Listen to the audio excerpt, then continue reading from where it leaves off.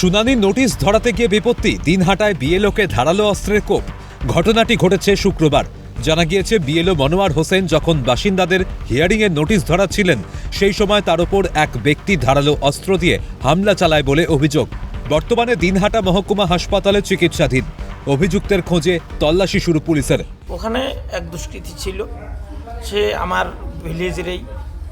তার হয়তো ব্যক্তিগত ক্ষোভ ছিল আমার সঙ্গে, বা বিএলও হিসেবে ওনার পছন্দ ছিল না আর কি।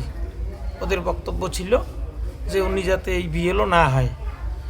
তো বিএলও হিসেবে আমি দায়িত্ব নেওয়া, যেহেতু ওর অপছন্দের ব্যক্তি, তাই ও ওই রাস্তা দিয়ে যাওয়ার সময় হঠাৎ করে আক্রমণ করে, সে ধারালো টাইপের অস্ত্র নিয়ে।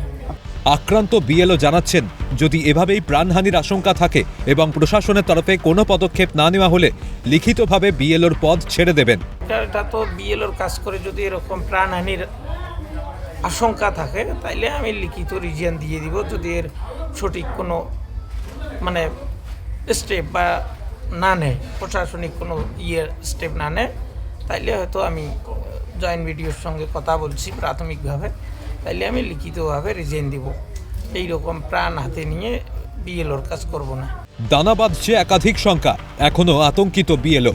এই পরিস্থিতিতে প্রশাসনের তরফে আদৌ কোনো পদক্ষেপ নেওয়া হয় কিনা সেটাই দেখার। শশীকেশ রায়ের রিপোর্ট, ক্যালকাটা নিউজ।